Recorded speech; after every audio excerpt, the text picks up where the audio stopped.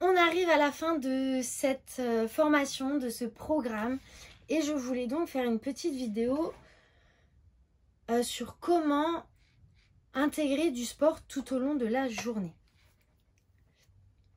On a vu comment établir des séances qu'elles pouvaient apporter, comment les adapter.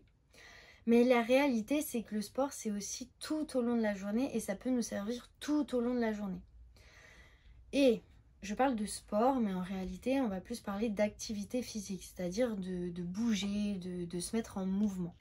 Cette vidéo, elle va être utile pour intégrer des petits rituels bonus qui vont t'apporter un petit peu plus d'équilibre, encore un petit peu plus d'énergie, encore un petit peu plus de connexion à tes cycles, à tes besoins, à cette énergie.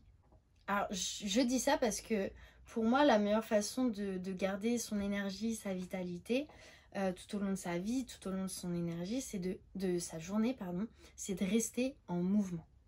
Donc, dans cette vidéo, je vais te partager les activités qui me semblent les plus cohérentes par rapport au moment de la journée. Donc, au réveil, dans la matinée, dans l'après-midi, en fin de journée et le soir avant d'aller se coucher. Tu pourras choisir un petit peu ce que tu as envie, tester ce que tu as envie, mais ça te permettra d'avoir des repères et des petites choses que tu peux faire un peu tout le temps, qui vont te mettre dans une dynamique de mouvement et du coup de maintenir ton corps en énergie et éveillé. Pour le réveil, moi il y a 4 choses que j'aime beaucoup faire. Il y a le shaking, donc c'est juste de se secouer un petit peu partout, de peut-être se frictionner un petit peu aussi, les bras, les mains, etc. Le yoga, mais ça peut être très rapide, de juste faire une salutation au soleil et c'est tout, mais déjà ça te met en mouvement. De danser, ça je pense c'est mon rituel préféré, je mets ma musique préférée, adorée de toutes, je bouge sur la musique à fond dès le matin. Au moins, je suis assurée d'être réveillée. Et tu as aussi, beaucoup plus simplement, sur de la musique ou pas, des petits sauts. Vraiment chercher à sautiller sur le côté. Je sais pas, je te fais les mimes, mais en réalité, tu as une vidéo avec toutes ces petites pratiques que je te partage. Donc je vais arrêter. Mais voilà, ces 4 activités-là, pour le réveil, moi je les trouve géniales. Ça dure 3 minutes. Mais ça te met directement en énergie et dans des bonnes vibes. Donc ça, c'est très cool. Au travail, par exemple, et je vais surtout parler des métiers sédentaires, il y a plein de petites choses aussi que tu peux faire. Tu peux marcher, tu peux t'étirer, tu peux prendre l'air 5 minutes. Il y a des pauses qui existent, ne serait-ce que la pause du midi, plutôt que de rester assis après le repas, pendant le repas, etc. Bah, ça peut être aller prendre le soleil, ça peut être aller marcher un petit peu. En plus, je suis sûre qu'il peut y avoir une petite dynamique entre collègues, de aller, on va se faire une petite marche de 10-15 minutes suivant le temps de pause que vous avez. Et ces 3 petits trucs-là, donc soit la marche, soit... et quand je dis marcher, ça peut juste être aller jusqu'à la photocopieuse ou aller...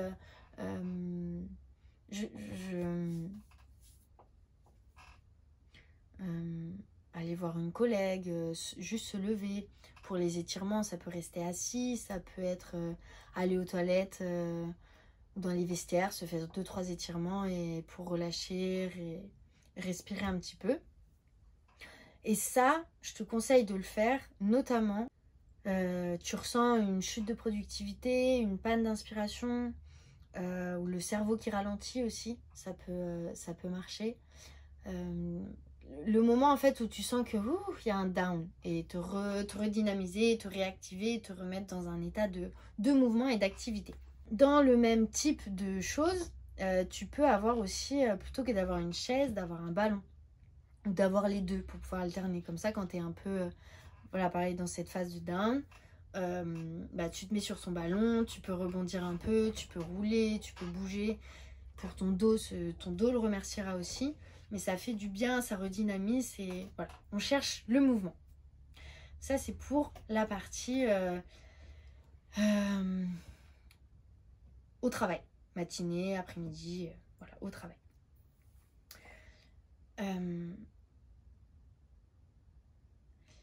Je parle vraiment pas là des séances de sport parce que c'est vraiment propre à chacun, ça dépend de ton planning, ça demande plus d'engagement. Là, je parle vraiment de petites choses que tu peux intégrer au quotidien qui peuvent faire une petite différence, qui peuvent améliorer, qui peuvent être cool. Néanmoins, à la fin de la journée, si tu as besoin de décompresser, de te sentir fatigué physiquement et d'avoir un sas entre le travail et la maison, ça peut être intéressant d'intégrer à ce moment-là ta séance de sport ou un petit cardio ou une marche dans la nature ou voilà, ça c'est déjà pas mal, ou d'aller courir ou d'aller faire du vélo ou voilà, une petite activité vraiment zen où on peut se défouler mais en détente et pas forcément longtemps. Donc ça peut être la place de ta séance ou alors d'une petite activité de ce type-là, accompagnée ou non accompagnée. Et avant de se coucher, ce que je peux te conseiller, c'est soit un peu d'étirement. Ça va permettre de relâcher la pression, relâcher les muscles, faire attention un peu à sa respiration, se détendre et se mettre déjà dans un état de repos. Ça, c'est très chouette. Tu peux aussi aller, encore une fois, marcher un petit peu. Ça va permettre de, pareil, travailler sur la respiration, détendre un petit peu. Si c'est en pleine nature, c'est encore mieux. Et finir la journée sur une touche apaisante avec en plus le baisse de la lumière progressive. C'est vraiment idéal. Donc voilà, vous pouvez aussi faire les deux, un peu de marche et ensuite faire quelques étirements. Il y a une petite routine de 15 minutes ou même moins, vous faites un extrait de cette vidéo là et ensuite vous allez vous coucher. Voilà pour les petits rituels, pour les petites routines à intégrer. Franchement, je trouve que ça fait la différence, surtout au travail.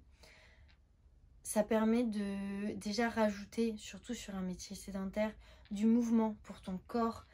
Tes hanches te remercieront, ton dos te remerciera.